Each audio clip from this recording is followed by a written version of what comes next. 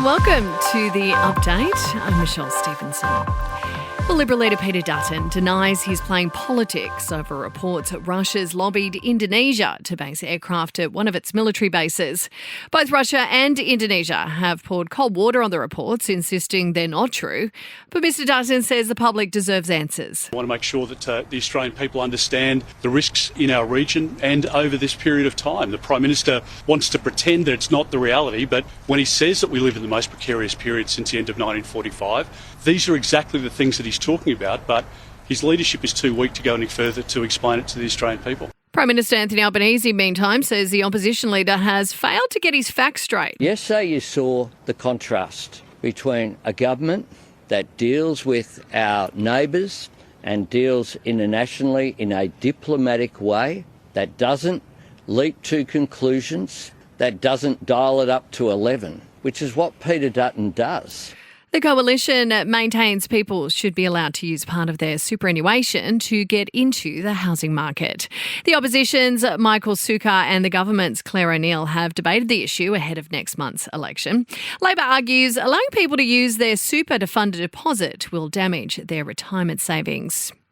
The Reserve Bank is downplaying hopes of interest rate relief. Its latest monetary policy minutes show a rate cut wasn't even discussed, despite the RBA calling current conditions restrictive. It's added fuel to the election debate over cost of living pressures. Another luxury store in Melbourne CBD has been ram-raided. Burberry on Collins Street was hit in the early hours. It's the latest of a series of break-ins with Dior, Louis Vuitton and Fendi all targeted in recent weeks.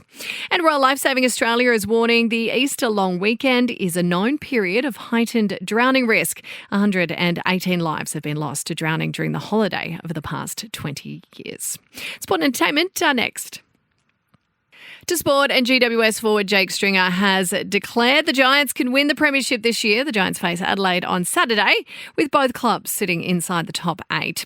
And British tennis player has apologised after asking the umpire to tell her French opponent to put on deodorant.